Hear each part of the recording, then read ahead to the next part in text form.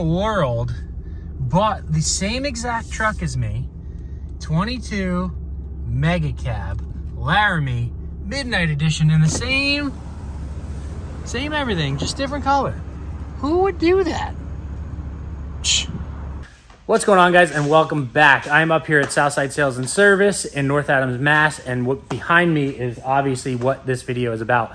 So they were lucky enough to get an Assault Boost. They got a decent amount of them, and I believe all of them are sold. I think it might be one. I think one guy backed out potentially, but one came in, so we are here to do the video. So this is a sled that is really the talk of the town. Maybe not necessarily in just an Assault, but a Boost in general is kind of the talk of the town. Everyone wants to see them. Everyone wants to know about them. So I shot up here, and we are going to do a walk around of this Boost Assault. So this is new for this year. It is your standard Assault, which we're going to get into all the details about the Assault. Your standard Assault, but it's got a little bit more go-go juice this year, and a couple little odds and ends that are a little bit different. So we have talked about Assaults and pretty much that they are the best 50-50 crossover sled, we think, in our opinion, that is out on the market right now.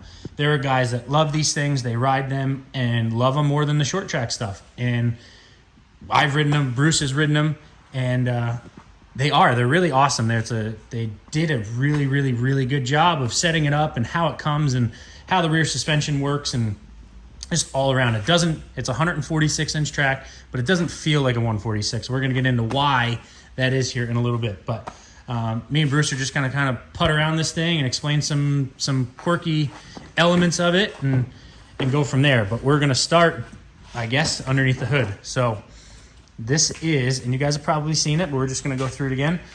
Here is where they're calling a boost. So turbo is pretty much forced air induction, and that's all coming from right here. So this is your turbo. This is your air intake.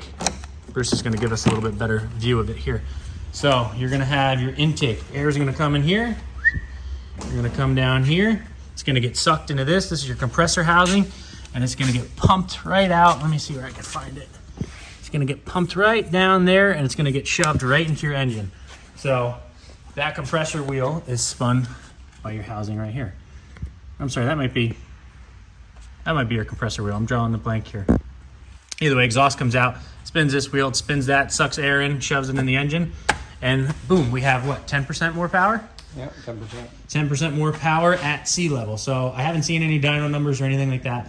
But that is kind of the difference. So under the hood, we just popped it open just before, and it was like, okay, we opened this side, and me and Bruce are both like, wait a minute, what's missing here? You know, because on all the naturally aspirated sleds, you have something that's right up against your oil tank. And we're like, what the hell? Well, that's your intake. We don't have one on this side anymore, but they kept the oil reservoir the same. So it looks like a very empty shelf here, but they didn't forget anything, we don't think. Nope. Yeah, and when we're dealing with the same clutch we looked at last year when we were looking at the Chaos Boost that came in. Yep, so it's P22, just as you guys know. No more adjustment for a belt. Yep, no more deflection adjustment. These are as tight as they could possibly be all the time. There's a bearing in this clutch down where the belt sits, so it will not squeal the belt. We might squeal a little bit, but there's supposed to be spinning at all times, so it's not. Yeah, so it's like a razor. Yeah, you know, it's they've been doing for years on the razors, because you're not going to pull the cover off to adjust the belt on a razor. Yeah, we're used to it as snowmobilers. You know, we do it all the time. And, you know, that's all we talk about is belt deflection. Well, now it's just there. You know, now we're not dealing with it anymore. Yeah, not dealing with it anymore. It's tighter than ever now. Yeah. So, and we've talked about what does belt deflection do, which you guys could go back in the video. Pretty much, it's how much play this belt has, and it's free horsepower. So if that thing's tight all the time, you're running at peak performance all the time. Yeah, when that primary clutch engages with that tight belt now, so now that belt is truly like a triangle going down there. You're biting that belt as low as possible, so it's the lowest gear ratio. Lowest gear you could possibly take get. off. When we do have on normal sleds, and we have belt deflection, and they get looser and looser, when you're engaging, you're engaging in a higher gear. So that's where you get that low end and a bog, and it just doesn't feel as rippy. So my big thing, our big thing is always that belt deflection and having it just right. But obviously, you have to have that 1.25 inches of deflection. This doesn't have any. Right. It's tight. And again, the reason that it can be that tight is because that primary, where that belt sits, actually has a bearing. So the clutch will spin and that bearing will just hold. Yep. It'll stay still. Yep. So it's not going to eat that belt up. Yeah. So it's one of those deals where when we reshim clutches to get very close to the width of the belt, because we want that. We want that as soon as that weight movement moves, we get that bite of the belt. So again, low gear, take off. Well, on this clutch, when this belt will narrow up, and then it stretches and it will self-adjust, so it's still tight. But the width of the clutch, the width of that to the belt is still something that I'll definitely be looking at on the ones that we're running and getting that as tight as possible. And now the belt's tight as possible. So I mean, it's it's a really good equation for performance. Yeah. So power-wise, super excited. Bruce was able to ride one towards the end of last year. What was that? March, was it? Yeah, March, when we went to West Yellowstone and rode pretty much at like 6,000 to 8,000 feet. Yeah. And, it was good snow, trail snow, not normal mountain out west snow. It was trail snow. No, it was actually on the trail. But there was a lot of it, and we rode all the lengths. Yeah. But he was able to get on an Assault, and this one has a 1.35, and that was one of the differences I was going to lead into. The Boost Assaults only came with 2 track options. She had an R-rated 1.35 Cobra track. R-rated, it's getting ready to spin this thing super, super fast, the extra power. So they beefed it up a little bit. I don't know if it has extra cords. It does. It does have extra cords. More cords, so it helps hold studs in. Yep. So when you guys do stud, it helps hold it in. And I believe the lugs feel much stiffer than they did on a regular one. Yeah. So I'm sure they did that.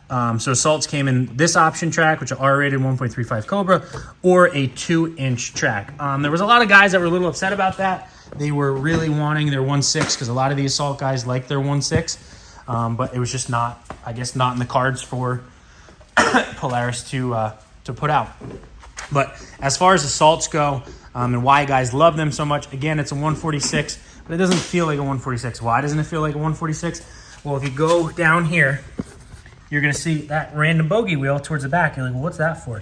Well, that's where the rail starts tipping. So this rail is picked up off the ground. I don't know if you could see it. So your back couple lugs on the track actually aren't touching. So it really is probably the same footprint as, say, a 137 VR1. Yeah. Yeah. Mm-hmm. Somewhere in there, maybe a tick more. But for the most part, the only thing touching the ground is really the same footprint as a 137, which is why it doesn't feel like a 146. Not to mention that little angle really allows this track to run freer or spin freer. And that's why these things are so fast. Assaults also have an uncoupled skid. Not fully uncoupled, but there are no coupler blocks for this rear arm to come in contact with. We talked a bunch about that last year. It's got a different mounting point up on the front arm there that does act a little bit as a coupler, but it's not like a VR1 where it has an actual block that it hits. As far as that, it has the same width, same front end, same bulkhead, same everything as a VR1 trail set or an XER. It is valved a little bit differently. It has different springs than a VR1. These Assaults come with 100-pound springs on the front. The VR1s come with 80-pound springs, which we think is a huge plus. We think that nose up keeps the track off the ground a little bit. Yep. So it's going to handle really well. The rear is valved a little bit stiffer, we think, than a VR1 comes. They've softened them up since they went to the Matrix chassis.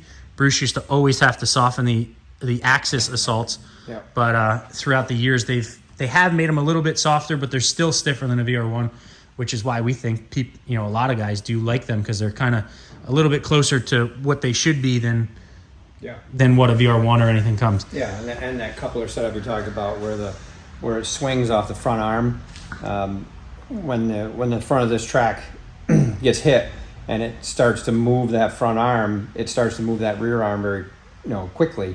So it makes it stiffer. Right. So, but they handle really well. I mean, honestly, I've ridden them and I almost, I can honestly say almost pulled the trigger.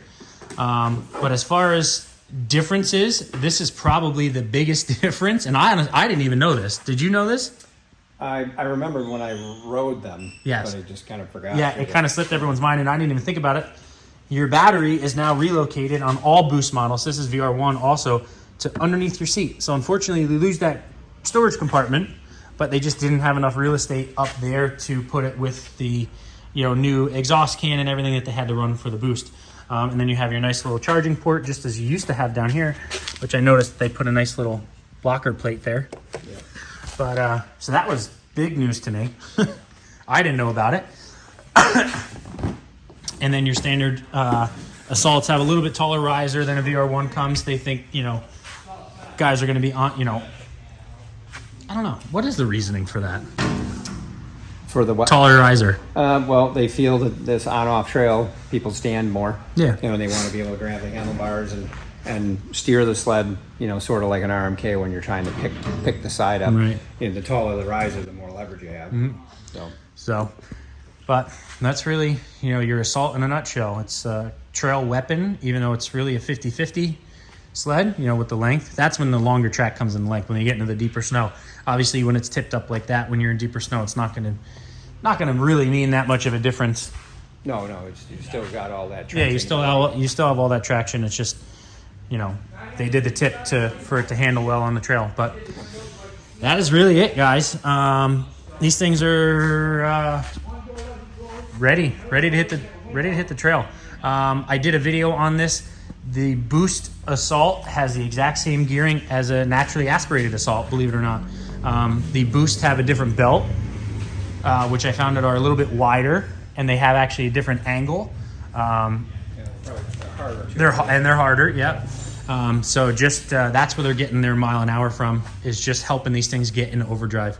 So same gearing, different belt. So you cannot take your naturally aspirated spare belt that you had in your sled for years and transfer it over here. So you will have to get a new one if you want to, you know, carry around a spare belt. But that's it, guys.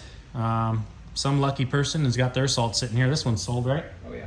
Mm-hmm. Yeah. But if you guys are in the market for a Boost Assault, I believe there's one. I think Bruce had a back out, like we said earlier in the video. So if you guys are in the market for one, give the guys a call. Ask for Bruce Sr., which is who I'm looking at, or ask for Pete. They will be able to help you. Tell them I sent you, and they'll take care of you. But that's going to do it for this video, guys. This is the Boost Assault 2023, and I'm excited to try one out. So that's going to do it for this video, guys. Make sure to like, make sure to subscribe, and we'll see you in the next one.